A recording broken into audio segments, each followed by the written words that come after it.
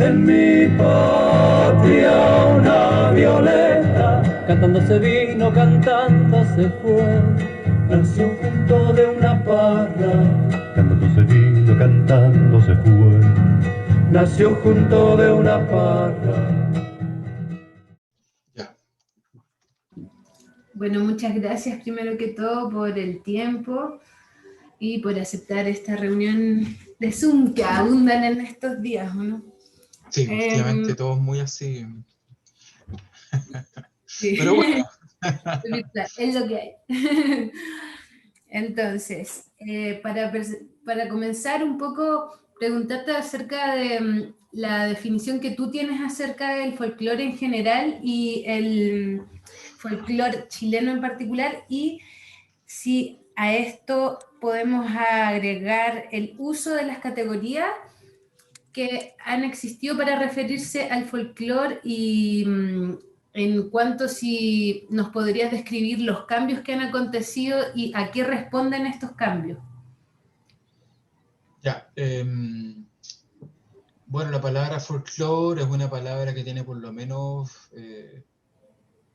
ya casi 200 años de existencia, pero como concepto bastante más, no sé si bastante, pero al menos tiene, o sea, es un concepto que aparece en lo que sería actualmente Alemania hacia el mediado del siglo XVIII, ¿ya? Y es fundamentalmente un concepto que lo que trata de captar es un cierto tipo de cambio cultural, ¿ya?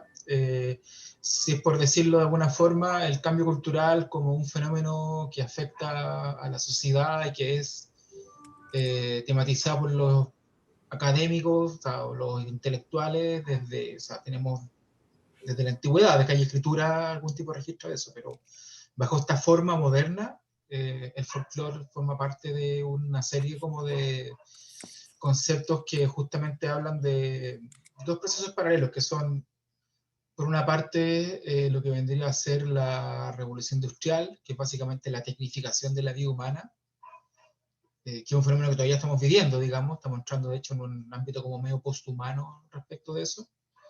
Y el otro es la caída del antiguo régimen, ¿ya? Que tiene mucho que ver también con lo que estamos pasando ahora en Chile, digamos, que es justamente como el fin de un ciclo, digamos, y el comienzo de otro, básicamente. Pero en ese momento en Europa esto fue vivido como un fenómeno particularmente dramático, no tanto respecto como de los efectos negativos, sino dramático en el sentido de que fue visto efectivamente como el fin de una era, ¿cachai? Y en ese sentido la cuestión fundamentalmente dice relación con que se ve que el campo, el mundo rural está viéndose afectado de una forma que estaba acabando con formas de vida comunitaria que eran probablemente milenarias, ¿cachai? Básicamente. Y tiene que ver fundamentalmente con el proceso que le llaman enclosure o de encercamiento, que es que la tierra deja de ser una propiedad comunitaria, comienza a ser parcelada, comienza a ser capitalizada, y con ese capital que se acumula ahí se comienza a básicamente financiar la revolución industrial, y los campesinos que se ven afectados por estos procesos salen muchos de ellos expulsados de sus comunidades y terminan trabajando justamente en los talleres, en las ciudades, en donde ese capital se invierte en producción industrial, ¿cachai? Algo así, básicamente. Entonces, hay básicamente una gran preocupación por parte de ciertos intelectuales, sobre todo en Alemania y Inglaterra. Bueno, Alemania no existía, pero digamos, países de lengua alemana, por justamente el cambio que esto implica respecto de la formación aparte de una identidad, de una conciencia nacional. Muy fuerte en Alemania, porque justamente Alemania no era un país, digamos, era una serie, eran prácticamente cientos de estados, digamos, de distinto tipo, con una historia y una cultura en común, una lengua en común, y en muchos de ellos había justamente la pulsión de constituirse en una suerte como de nación. Eso se vuelve más fuerte todavía durante la invasión napoleónica, ¿cachai? A fines del siglo XVIII, cuando ya se instala la idea de que efectivamente no solo hay que echar abajo todas las monarquías, sino que hay que constituirse en democracia de carácter no popular, pero sí cívico al menos, república. Y en esta ola de cambio acelerado, justamente lo que el clic que hacen ciertos intelectuales es que lo más nacional en términos culturales persiste en aquellas comunidades que cambian menos. Y esas comunidades vienen a ser las comunidades rurales, básicamente. Tal idea, se instala esa idea, en el siglo XVIII ya, de que, uno, hay una esencia popular que está resguardada por ciertos grupos sociales, y esos grupos sociales son fundamentalmente los que menos cambian, y los que menos cambian vienen a ser los grupos rurales, ¿ya? Entonces ahí básicamente el folclore es eso, ¿ya? Y el folclore dice relación justamente con la idea de lo popular, pero de lo popular rural, de lo popular arcaico, de lo popular esencial. Y eso ya se consolida durante el siglo XIX como una disciplina científica, básicamente con el trabajo de los hermanos Grimm, del año 1840. En esa misma época en Inglaterra se consolida, se rubrica más bien el concepto folclore, ¿ya? Que es un concepto que habla justamente de eso, es saber popular, fundamentalmente, como patrimonio cultural popular, por así decirlo. Y esto llega a América Latina más o menos en la década de 1890 como ya una disciplina científica como tal, digamos, que por influencia del positivismo pierde mucho de su primer impulso más crítico, más científico-social, por así decirlo, y es básicamente una ciencia positiva que se dedica básicamente a clasificar.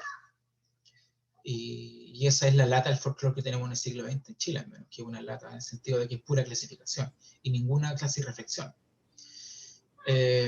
Yo siempre lo digo, se enojan, pero es cierto, ¿cachai? O sea, básicamente el trabajo de Manuel Dahnemann, de la mayoría de los grandes folcloristas, es mera clasificación. Como casi un trabajo de taxonomía. Así como exactamente, claro. Y esas ordenar taxonomías, lo que aparte que no, claro, y son taxonomías que muchas veces lo que hacen es amoldar a la fuerza una realidad que no tiene mucho que ver con las categorías. Bueno, aquí es una cuestión que pasa en casi todas las ciencias, probablemente, y es parte de una tarea del siglo XIX, ¿cachai? El siglo XIX, lo que se llama ciencia en el siglo XIX no es la ciencia que conocemos actualmente, que está como orientada en verdad a traspasar fronteras del conocimiento. La ciencia oficial del XIX fundamentalmente es un dispositivo de control social, ¿ya? Y el folclore tiene mucho de eso, lamentablemente, ¿ya?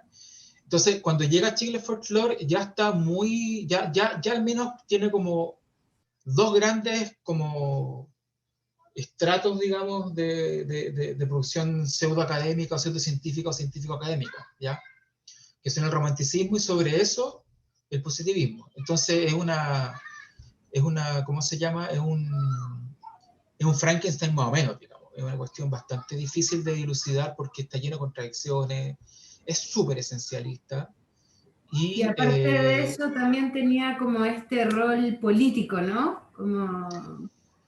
Yo creo que el rol político en América Latina, perdón, en Chile en particular, solo se empieza a cumplir a cabalidad en la década de 1940 con la Universidad de Chile, ¿ya? Porque el folclore se funda fundamentalmente por iniciativa de Rodolfo Lenz, a quien había contratado para traérselo a Chile para otra cosa. O sea, él como en su tiempo libre, digamos, desarrolló y tuvo que pelear mucho para que se tomara en serio su trabajo como folclorista. Y más allá de las críticas, digamos, igual el tipo es un aporte así fundamental, ¿cachai? O sea, él inauguró, digamos, toda una temática en Chile, al menos para el ámbito de la academia. Entonces, claro, se instala el folclore en Chile y entre que llega Lenz, 1890, hasta que ya el folclore se consolida como una categoría oficial, ¿ya? Que son la década de 1940, el folclore ya se constituye en una cosa más o menos definida, pero que, para mi entender, está muy alejada de lo que el folclore dice de sí mismo, en general. Ahora el folclore también hace mención al menos a tres grandes áreas, tres grandes ámbitos, que son el ámbito de la industria musical. Y de otras industrias, el cine en particular. Cuando hubo cine sonoro en Chile, digamos que un poco imitando el cine de oro mexicano, exaltó lo campesino, los guasos, etc. hace también mención de un campo acotado, pero sin embargo existente, de una música, de un arte musical docto, de inspiración folclórica o tradicional, que es básicamente nacionalismo. Ahí está Pedro Humberto Allende, Samit, Pablo Carrillo y algunos poquitos más, María Elisa Sepúlveda, algunos poquitos más. Y el ámbito de la investigación académica, que es donde mejor, no sé si donde mejor, digamos, pero donde logró su consolidación como tal, fundamentalmente bajo el proyecto político cultural de los años 40 en la Chile, que es básicamente el proyecto Frente Popular, muy entre comillas, porque en realidad el Frente Popular tuvo muy poco que ver con lo que pasó en la Chile en términos folclóricos. Y eso, y así digamos, como si hay que proponer una suerte de definición, bueno, no es tan sencilla, pero el folclore hace parte de un gran campo conceptual donde está básicamente un gran y un amplísimo campo conceptual que está delimitado por la idea de lo popular. No necesariamente del pueblo, pero sí de lo popular. Y lo popular en ese sentido es un concepto, una noción bastante polisémica, ¿ya? Hay un artículo de Simón Palomino en donde él justamente lo que hace es definir algunas nociones de lo popular para el siglo XX, y es bien útil. Y yo me acuerdo bastante de eso, ¿ya?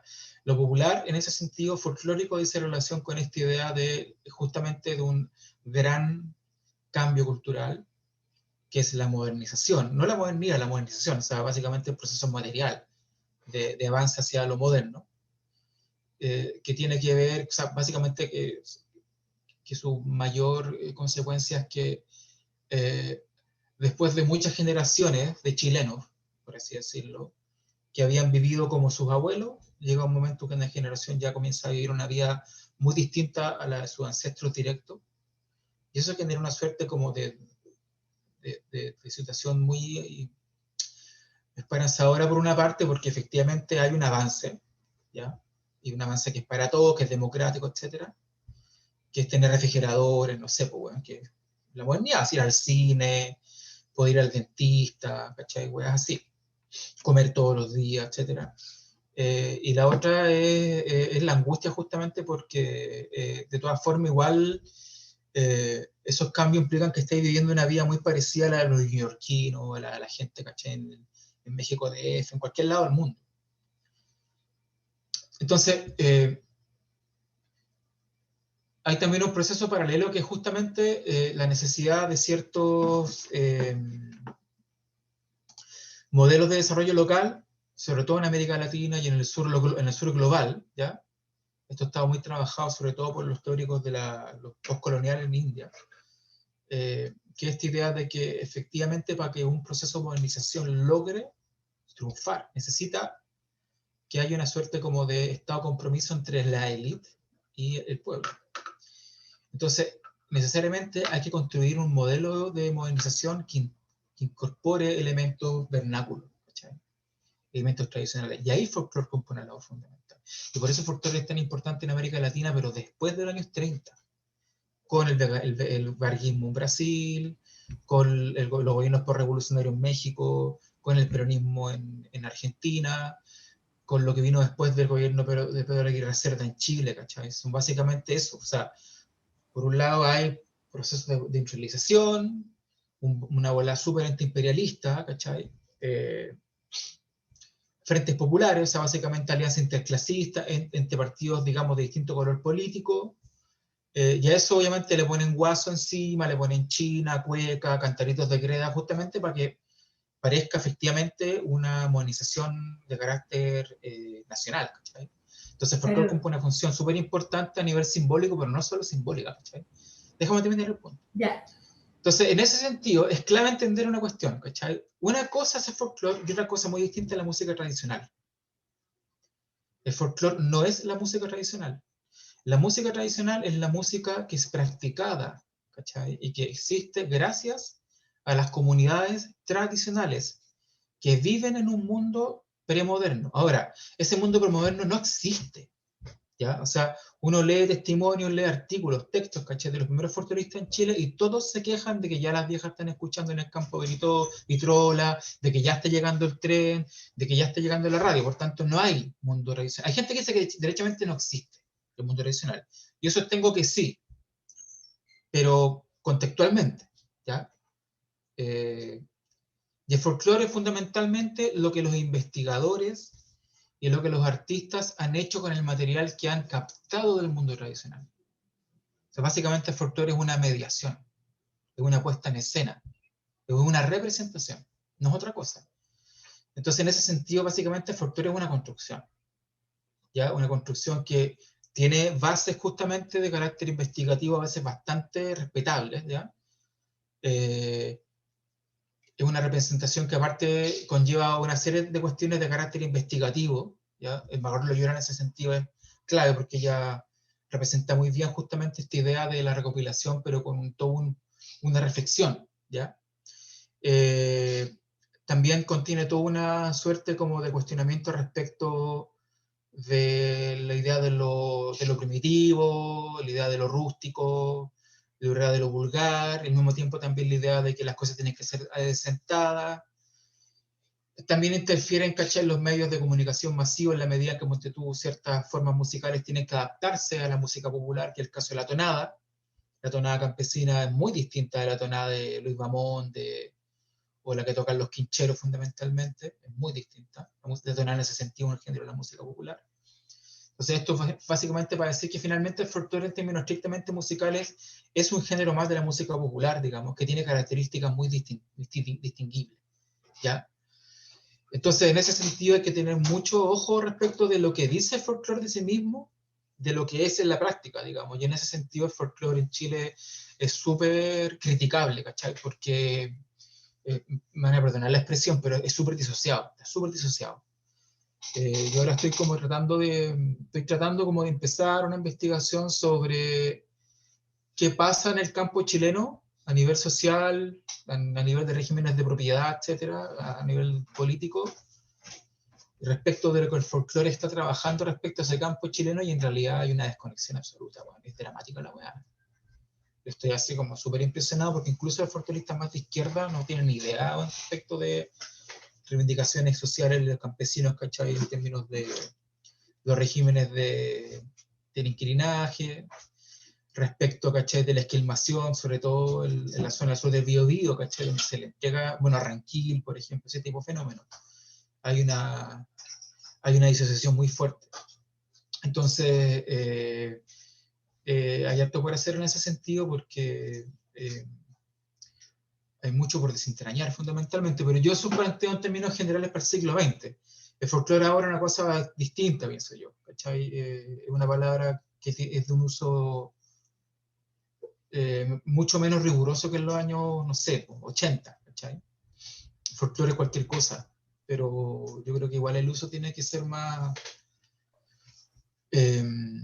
¿cómo se dice? Debería ser más riguroso por parte de los músicos, sobre todo.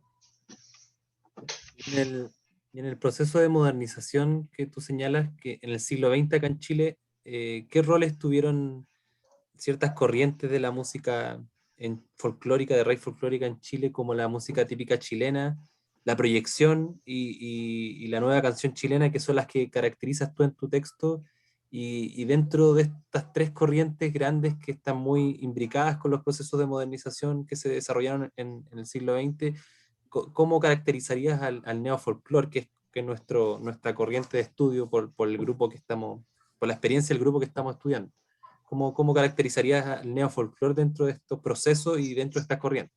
Sí, bueno, yo pienso que para empezar, mientras más o sea, si uno ya regresa al siglo XIX, ahí ya no habría que hablar de folclore, porque hay pocas fuentes respecto a la música popular, y de lo que se sabe, en realidad lo que en el siglo XX fue considerado folclore, en el siglo XIX era una música popular en toda forma, transnacional, de carácter comercial. O sea, la cueca, que es básicamente el gran ejemplo de folclorización, ¿ya?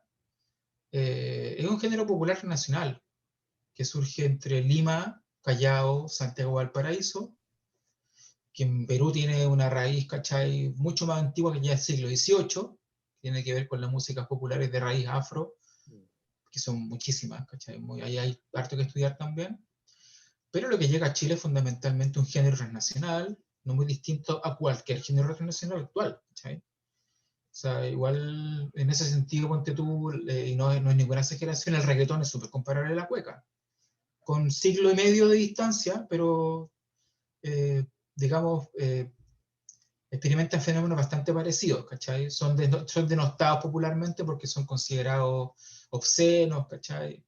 Porque son populares, porque se nota que son como súper kumas, ¿cachai? Ese tipo de cosas, ¿cachai? Por tanto, lo que el folclore básicamente determina como tal son músicas súper esencializadas. Y la esencialización en realidad es un proceso bien interesado, ¿cachai? Entonces, el folclore es básicamente una música popular, de uso popular, que la gente escucha, consume también a la par de géneros internacionales. O sea, cueca y tango siempre han ido de la mano. Y hasta que, no sé, hasta los años 1910 la cueca no era muy distinta a cualquier género nacional, salvo porque era una música que en la década de 1940 empezó a ser presentada como una música nacional por los textos de, no sé, de Sarmiento, por el uso, ¿cachai?, que le dio, el uso popular que le dio Diego Portales, ¿cachai?, que la utilizó propagandísticamente, por su ingreso al teatro fundamentalmente. Y durante la Guerra del Pacífico, porque se da esta distinción entre cueca marinera entre dos países hermanos que compartían ese género popular que hasta el día de hoy sigue siendo bastante el mismo. Cueca y marinera son súper parecidos, ¿cachai? Entonces, por ese lado, digamos, el folclore ya se empieza a caer, digamos, bajo el análisis histórico porque queda solamente como una categoría, ¿cachai?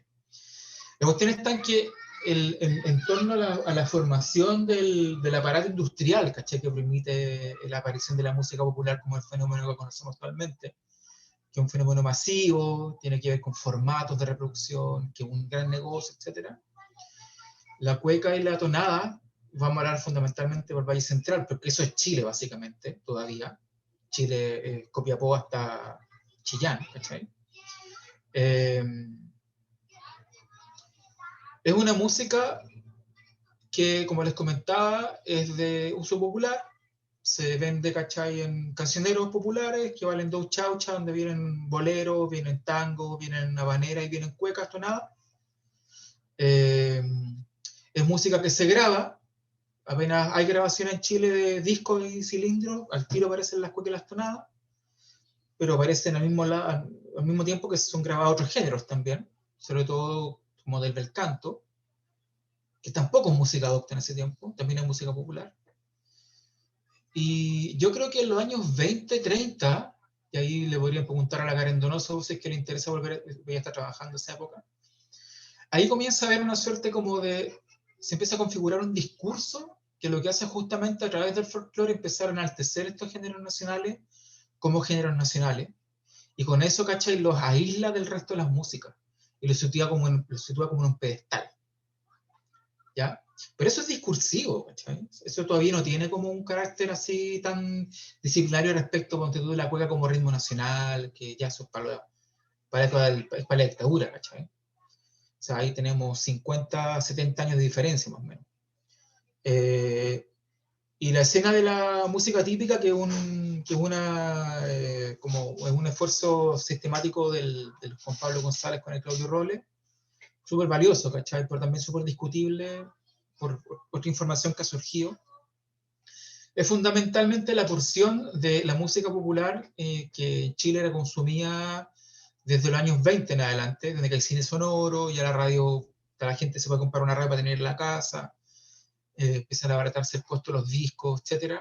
Es la música que tocan del ámbito de la música popular, músicos que no necesariamente tocan exclusivamente música folclórica, pero que la tocan bajo este discurso de que es la música nacional. ¿Cachai? Eso básicamente. No tiene mayor peso que ese, ¿cachai? Pero es con la escena posterior, con la escena de las proyecciones, que ya se le da un carácter mucho más solemne. Mucho más solemne. Y esa solemnidad va sobre todo como zanjada por el apoyo o el soporte académico que tiene estas tareas de recopilación y de proyección, ¿cachai?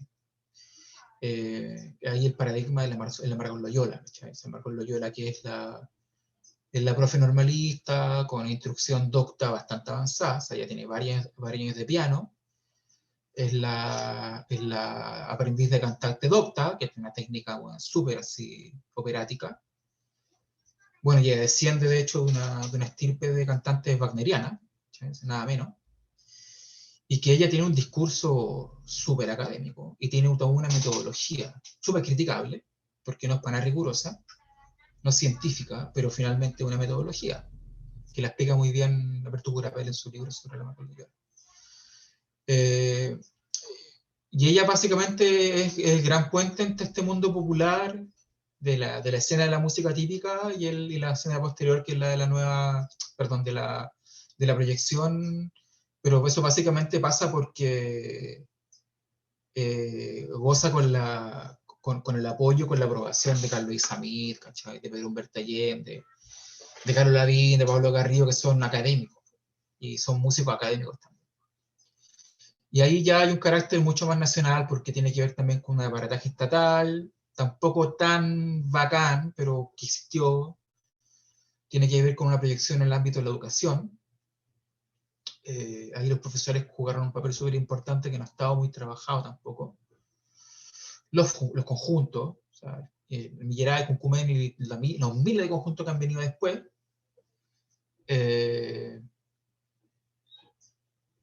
Y luego ya, entre medio, claro, la UB, pero básicamente con el gobierno militar, en que esta idea del folclore de proyección, pero no ya como proyección, sino que solamente como folclore, ¿cachai?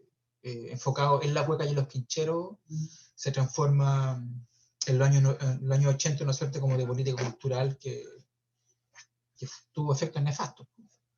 Eso básicamente. Y yo creo que el neofolclore y la nueva canción lo que son es fundamentalmente una vuelta del folclore a la música popular como tal. Ya una idea de la canción, básicamente, como el objetivo en sí de la música. O sea, los neofolcloristas y los nuevos cancionistas hablan de lo nacional, etcétera, pero al principio es básicamente hacer canciones bellas.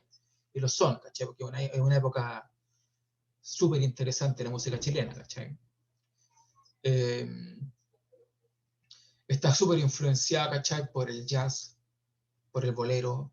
Es música popular, ¿cachai? O sea, donde en verdad se puede dar todo tipo de fusión y de préstamo, sin ningún problema, ¿cachai? Bueno, hubieron problemas, pero no pasaban de ser cuestiones meramente críticas, ¿cachai? Tiene que ver también con un fenómeno, con una nueva ola de músicas transnacionales, que básicamente es la influencia argentina, que es crucial. Y en el caso del neofolclore, puntualmente tiene que ver también con el surgimiento de una música juvenil, que es la nueva ola. Es la primera vez en la historia, en los años 60, a nivel mundial, que se consolida la cultura juvenil como un gran mercado. Ya también surge la subcultura, ¿cachai? Un fenómeno más del mundo anglo, y ahí se da otro fenómeno mundial que está consolidado con el punk en los 70, pero finalmente todo viene de lo mismo, los 60, y el hecho de que los jóvenes tienen plata para gastar en cosas, para gastar en ir al cine, para comprar discos, para ir al locutor de la radio, a ver a Luis Dima, etc. Y un poco el neofolclore surge en cierta forma como la alternativa más vernácula a un tipo como de mercado musical que se está abriendo. Entonces, en ese sentido, a lo que surge, ¿cachai? Como un popurrí de ritmos donde el rock and roll es nuclear. Productores como Camilo Fernández, ¿cachai? Digamos, pegan el palo al gato y dicen, ya, pero hagamos lo mismo, digamos, con música folclórica. Copiémosle, ¿cachai? El estilo al argentino y, puta, le hicieron de oro, ¿cachai? Y bueno, la nueva canción, digamos, ya es otra evolución más, digamos, que da para bueno, va bastante más, digamos, pero hasta los años 60, digamos, yo creo que ese es el objetivo, ¿cachai? Yo creo que la gran diferencia del neofolclore en particular, la escena neofolclore, es que logra de alguna forma como bypasearse la idea de lo nacional y enfocarse en el folclore como una música popular más que tiene características puntuales tanto de estilo y género, pero que no tiene ese peso tan fuerte de lo identitario, ¿cachai? Que ha sido una de las cosas, digamos, que desde los años 70 en adelante le ha pesado el folclore, ¿cachai? El folclore tiende como a espantar a la gente porque es muy denso. Es muy denso y la gente aparte lo encuentra muy feo, ¿cachai? En general. Una pregunta que me había quedado en el tintero anteriormente, porque se me confunde un poco esto de el concepto de folclore, ¿cierto? Asociado como a la necesidad de establecer un Estado-nación, que a eso yo me refiero con el uso político, o a eso apunto cuando voy como a esa pregunta. Pero al parecer ese es el origen desde allá de Europa, pero según lo que tú comentas, cuando llega a América Latina y a Chile especialmente, entra por el área de la academia. Y después, transcurrido el tiempo, hay como esta sincronía en que se distingue desde los aparatos del Estado que es útil para la sensación de unidad nacional. Porque parece que acá a Chile o América, o sea, a Chile particularmente entró más por el área que tú decías como de necesidad de clasificación y más como desde el área académica que directamente como que las instituciones del Estado identificaron que sería útil para la conformación del Estado-Nación. Sí, pues, pero para el caso puntual de los países latinoamericanos, lo que se da posteriormente, y inmediatamente posterior a las independencias, ¿cachai? A nivel cultural, es que las élites, ¿cachai? Rápidamente se quieren sacudir, ¿cachai? Este peso hispánico, como de colonias como ultracatólicas, ¿cachai? Que toman chocolate, que son súper coloniales todavía, entonces empiezan a modernizarse en lo cultural, ¿cachai? En un sentido súper eurocentrado. Y ahí está la gran influencia que son en Francia fundamentalmente, sobre todo como en cosas como el lujo y las prácticas culturales. Inglaterra, la cuestión más política, ¿cachai? Más del comercio, más del capitalismo como práctica así económica. Y un poco Alemania, la cuestión más científica, ¿cachai? Entonces básicamente tenemos élites latinoamericanas blancas, muy separadas del resto del país, muy eurocéntricas, o sea, básicamente ellos se sienten europeos trasplantados, en buena medida lo son también. Y no hay ningún interés por ningún tipo de música popular, salvo casos muy aislados, ¿cachai? Como ciertas músicas que quedaron, no sé, del proceso de independencia, como el cielito en Uruguay, esas cosas así, que son, o la cueca en Chile, que igual fue una hueá rara, ¿cachai? Fue una masa bien raro en el siglo XIX. Pero es cuando ese modelo de civilización, por así decirlo, empieza a irse a las pailas a fin del siglo XIX, y sobre todo con la Primera Guerra Mundial. Ahí es cuando se da un cambio importante a nivel cultural, porque hay un ascenso de las clases populares y medias a la representación política, al ejercicio político, ¿cachai? Y a los medios de comunicación de masa que rápidamente se enteran de que efectivamente hay que empezar a producir productos, ¿cachai? Valga la redundancia, que reflejen los intereses de esta gente, ¿cachai? Y ahí el caso más emblemático para la América hispanohablante va a ser el cine mexicano, que es eso fundamentalmente, ¿cachai?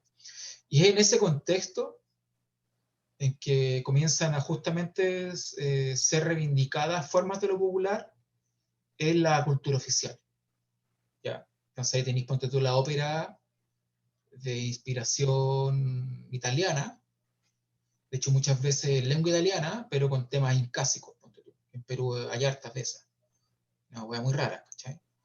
En Argentina, que comienza a haber toda una industria editorial gaucha, el circo gaucho, en Brasil lo mismo, en todos lados, entre 1890 y 1920, comienza a haber una suerte como de circuito no industrial, pero sí de masas, de cultura popular, de todos estos temas que en el folclore van a estar así súper oficializados en los años 30 o 40, acá son motivos de consumo cultural. La lira popular es eso, por ejemplo. Los cancioneros son eso, ¿cachai?